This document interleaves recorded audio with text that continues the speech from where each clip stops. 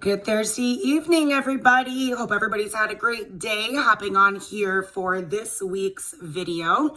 And I think a lot of you probably saw the post that I put up with a question that my coach had asked me that I thought that I would in turn ask you, which was, what was the hardest lesson you've ever learned? So thank you to those of you who did feel comfortable enough to share. Thank you so much for sharing that. I love to hear about what everybody's journey has been like and what the challenges have been, because I think that it helps us all see that we do have a lot in common here in this space, and there are things that we can chat about, and this is a safe place to do that. So I applaud those of you that did comment for being brave enough to do that, and don't worry, I'm not going to call you out individually or anything, but thank you for doing that. That helps me get to know you better too, and how I can better serve this group. One of the things that I noticed, there was a bit of a theme, and I should have put my own struggle in there, which I will do. I forgot to do that, but there was a theme with the responses kind of around what others do, don't do, and the fact that we can't really control them, or the fact that we're surprised, very surprised by the lack of respect or empathy that people can give us.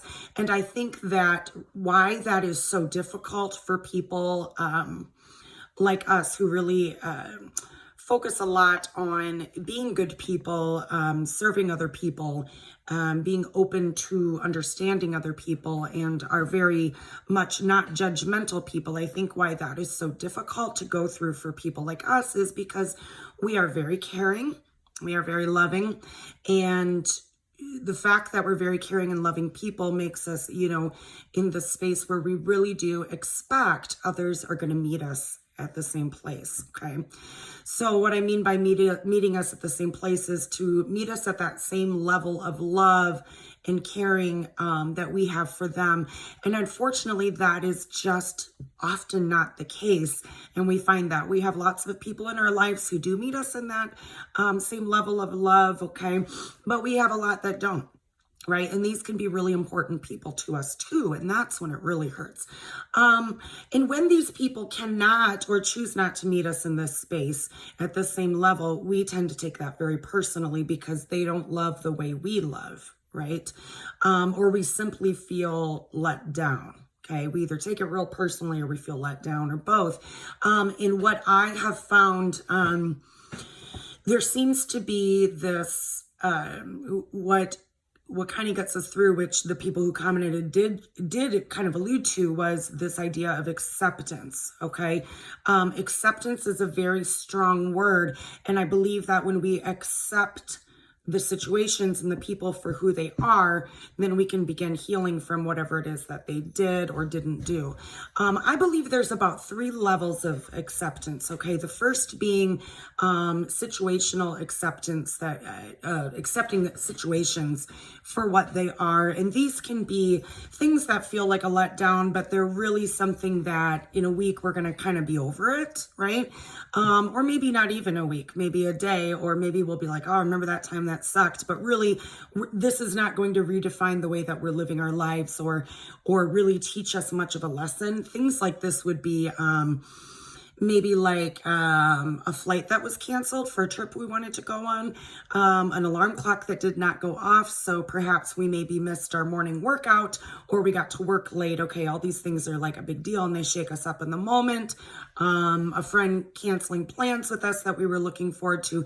These things are disappointments, but we have an easier time accepting them for what they are, and realizing that they're just situational and they aren't going to really change the trajectory of how we live our lives going forward, right?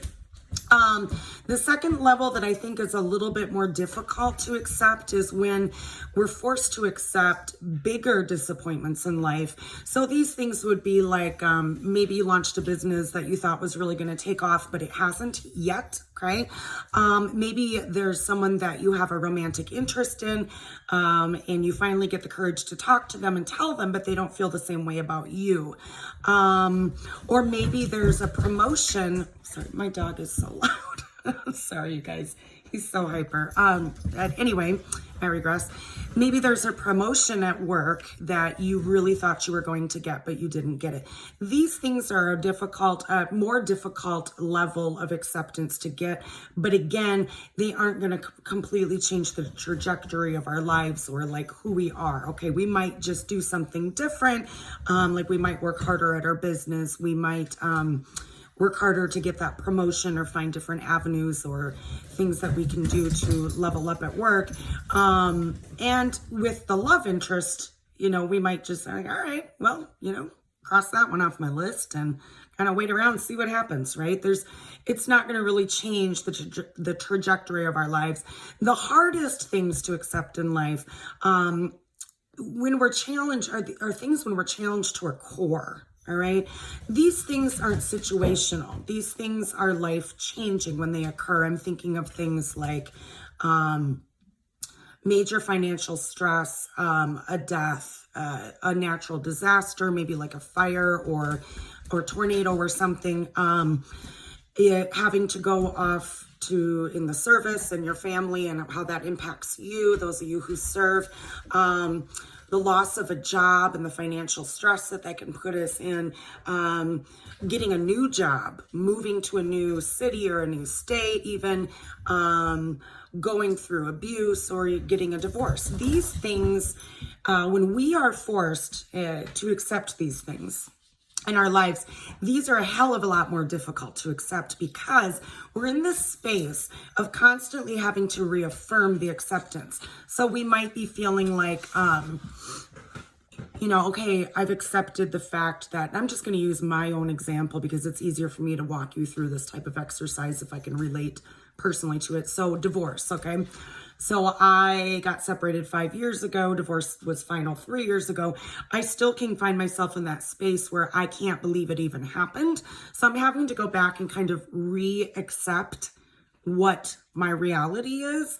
And it is not always from a space of pining or anything, but it's more of a, wow, that shit really happened. And that has changed the entire trajectory of my life. So I sometimes feel I'm taking one step forward and then I'm taking 2 steps back, right? And it's almost like a grief process for me. And in the grief process, if any of you have, I'm sure everybody's been in some sort of grief process, or through some sort of grief process, but it's not like a straight line. We kind of jump around the grief process, between the different stages, and we're taking a step forward, 2 back, 3 steps forward, 5 back, whatever it may be. So that is when this kind of acceptance becomes much more difficult because we are really kind of forced to create a new normal for ourselves. All right. What can we do about it? Well, this is how I have dealt with it. And this is what I believe works would work for anybody. The biggest, most important thing you need to do is to let yourself go through the emotions of whatever that pain is. Okay. And let yourself do so free of self-judgment. Remind yourself what the truth is. That happened. That sucked. You know what? It happened, right? Remind yourself of what the truth is and talk about it. Whether that's with someone professional, whether that's with a coach, whether that's with people who are in your situation, whether that's just with your friends, whoever you're comfortable with. Learning about it. All right, doing research about it is another wonderful thing that you can do because when we educate ourselves, we feel more empowered and more up to the challenge of accepting our new lives and thriving in them. Okay, so I'm talking about step 1 here. Okay, so learning about it, connecting with others, and then at the very end of that, this is what really helps me and what I believe is the most powerful thing we can do is helping others who are going through it or have gone through it and are really struggling. Service, in my opinion, is the most powerful thing we can do for another human being and for ourselves. But the most important thing to remember when you are going through something that you must accept and where you're needing to create this new space and redefine who you are is to not judge your journey. Your journey is your journey. And I know that that almost sounds like something cliche, but it is so true. Okay. There's no deadline for things like this. All right. That's all I got for you tonight, guys. I hope that that served you in some way.